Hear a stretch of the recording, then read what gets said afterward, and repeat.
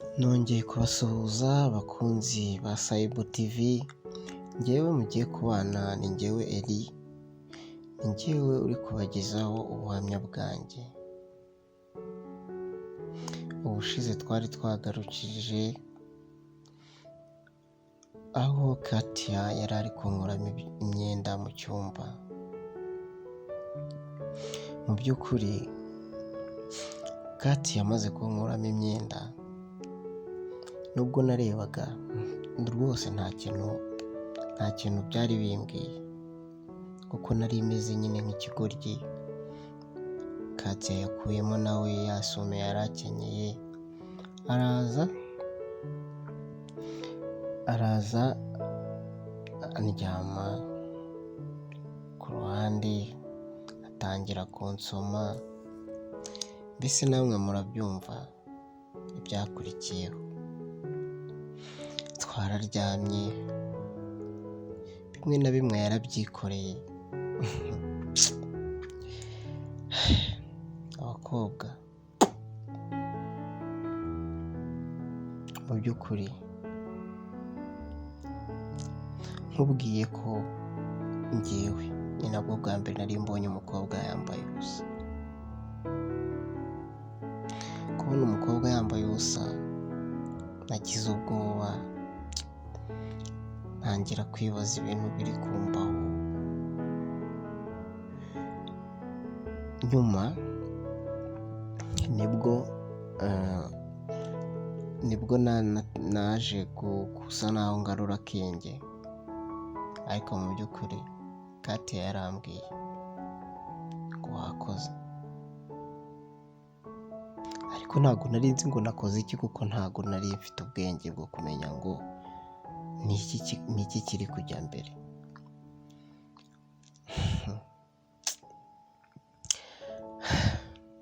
Koko ijoro riba riraye. Katia yaratangiye ankoraho. Hamwe murabizi nk'umuntu, yego ntabwo nanjye nari intama, gusa ibyo Katia yari ari kunkorera ni ukuri nari mfite ubwoba, ko nari ntangiye kugarura ubwenge mu masaha ya nijoro nka 8 gutyo. Ntangiye kugarura ubwenge, numva Katia ari kunkabakaba ankoraho kuri sexe, numva ari gukomeza ankoraho, atangira kunsomagura.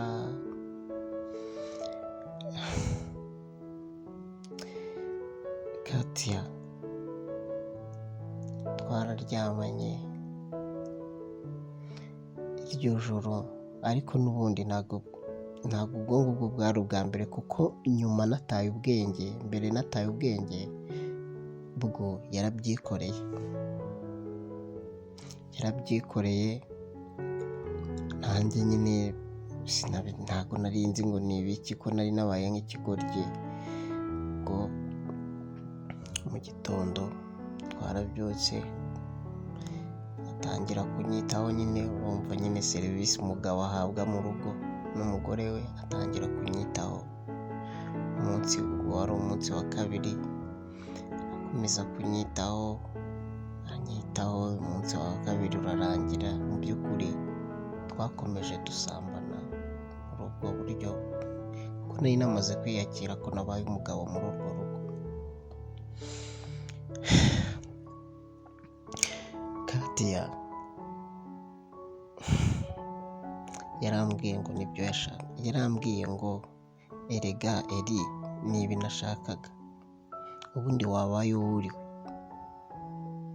Arongera arambwira ngo erega n'ubundi ubaye uwo nshaka ntacyo byaba bigutwaye, kuko wabaho neza kurusha uko umeze. Ndamubwira nti rero ntabwo nakomeza kuba muri ubu buzima,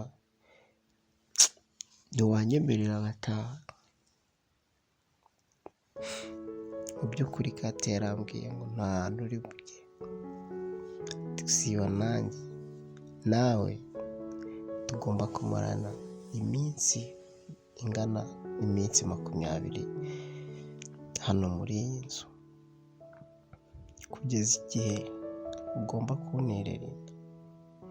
Ndabwira nti se ko twaryama, njye mu by'ukuri nari nzi ko umukobwa iyo muryamanye uhita umutera inda, nyine iyo nyine muryamanye saripa nyine mugakora sexe, numvaga kuri aribwo uhita umutera inda, niko nabyiyumvishaga. Mu by'ukuri numvaga ko inda nayimuteye, ndamubwira nti n'ubundi se ko wabishatse nyine buriya ntibyabaye. Arambwira ngerega gutera inda ntabwo byoroshye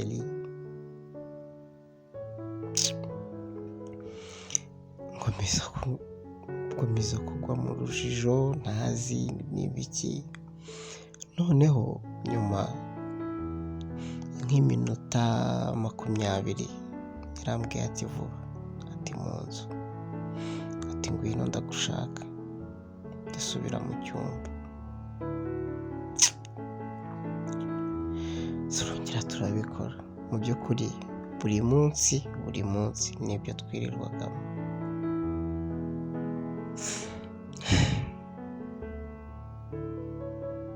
Mu by'ukuri Katia ibyo yifuzaga byose kunkoresha yarabinkoresheje muri iyo minsi. Nza kumubwira ko yambabarira rwose nkataha, ko no mu rugo nta muntu uza hano ndi. Arambwira ngo nshobora kuba ntumva neza. Umukobwa yakomeje kungira igikoresho cyiwe, turakomeza turaryamana iminsi igera kuri 15 nkiryamana nawe. Ubwo we yarategereje ya minsi y'abagore, nibwo Katia naje kumutera inda.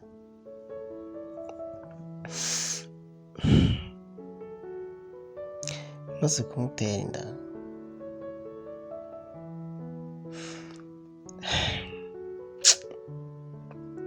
we yari abizi, ndibaza ko yari abizi, yari azi n'ibibaye. Yarambwiye ngo ubu noneho wakigendera, ati kuko akazi nari nagushakiraga wagakoze kandi wagakoze neza. Mu by'ukuri yampaye amafaranga, narabyutse nditegura, anyitaho, nikira cyayi mu gitondo. Ndangije aramerekeza, hamagara wa muhungu umushoferi we, azana imodoka araza arantwara. Aramubwira ngo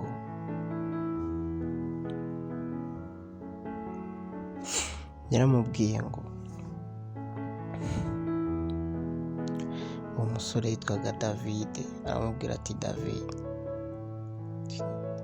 ati uyu muhungu atumujyane umugezi wawe.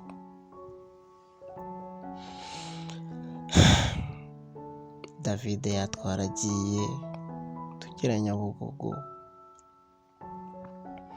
David agenda aparika ahantu bita ku mashyirahamwe. Arambwira ngo Katia yambwiye ngo kudagusiga hano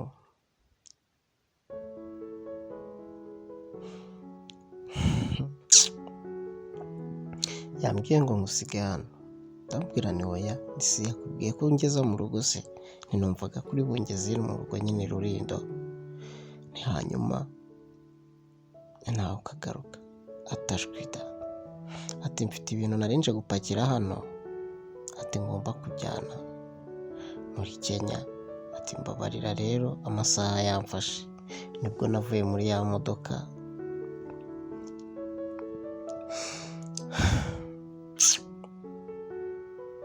umuhungu ampereza amvirope, mu by'ukuri yarimo amafaranga menshi, ntekereza ko aribwo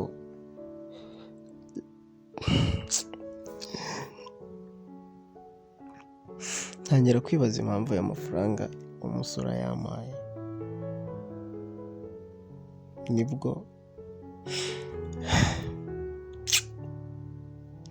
nibwo yambwiraga ngo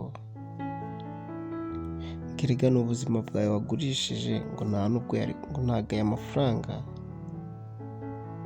Umuhungu niko yambwiye ati erega iyo umuntu agurishije ubuzima bwe bamuha ikindi kintu cy'agaciro. Niyo mpamvu rero izi miliyoni mabuja yaziguhaye, ati kuko hari ibyo wamuhaye atari kuzabona. ndamubwira nti ni byiza cyane, nkaba ngurishije ubuzima bwanjye, aya mafaranga nayo ngurishije ubuzima bwanjye. Ati cyane rwose. arangije arambwira turabeho umusore mwiza. amubwira ati nawe ugira akazi keza. Naje kugenda nigera muri gare, nkatisha imodoka injyana iwacu i Rulindo, ndagenda amafaranga ndi nyafite rwose, meze neza, ntangira kwiyitaho, niyitaho pe bishoboka nk'umusore, nsa neza, ntangira gusa nkaho ntekereza cyane. Maze gutera imbere nibaza ko Katia yameze, urumva nk'umuntu twari dukundana, nibaza uko ameze, ntangira kujya ngerageza kumuhamagara tukavuganaho gakeya, amubaza amakuru akambwira ni meza, ariko ntambwire yuko atwite, akabimisha. Mu by'ukuri hashize imyaka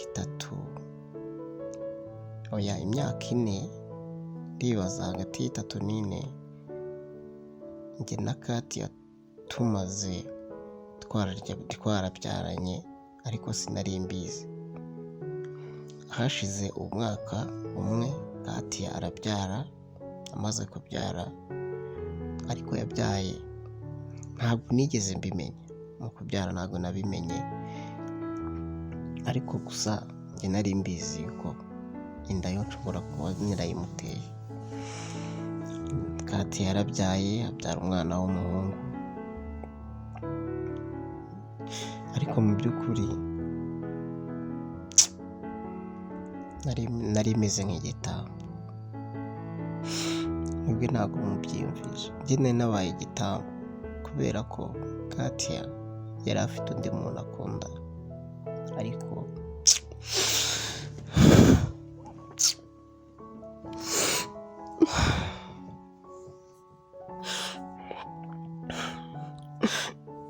ni ukuvuga ngo Katia yari afite undi muhungu akundana nawe,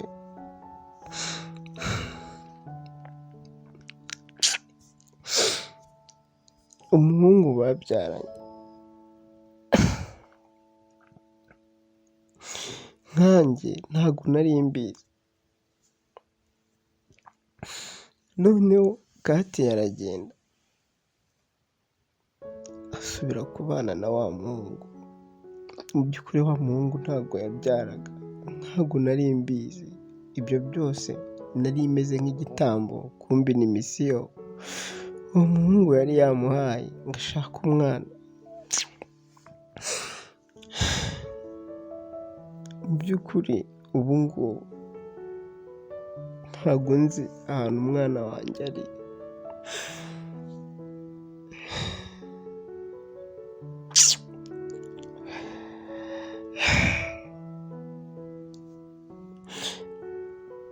Katia yaragiye, ntabwo nari nzi ko afite umugabo.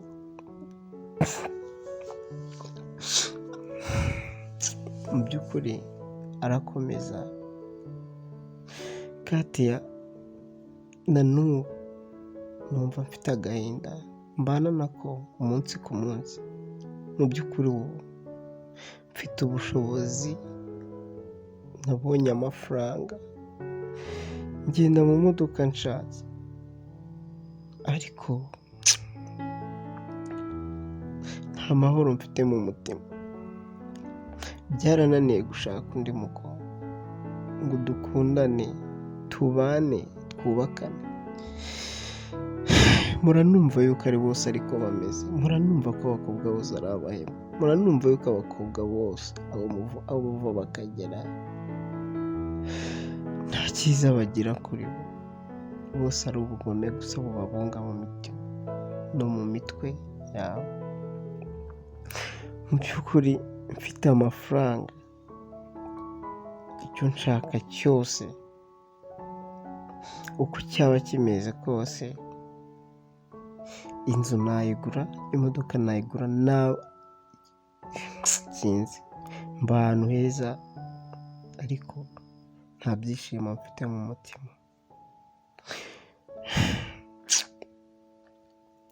Umwana wanjye kuba ari kurerwa yarerewe ahantu ntazi, ntabwo nzi ngo nyina yamujyanye, na n'ubu nta makuru mfite. Muransaba Imana ngo yaba nabonaga n'umwana wanjye byibuze nagira amahoro, gusa bwo nta mahoro mfite na makeya mu mutima.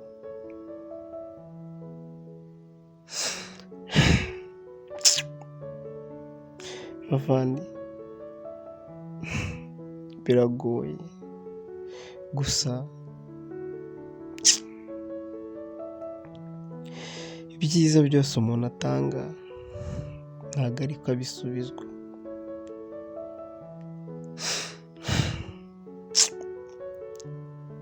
Mana, uzatubaza byinshi. Ese ubu koko ikosa ni iryanjye? Murakoze kuntega amatwi, tuzasubira ubutaha muri episode ya 3. Murakoze.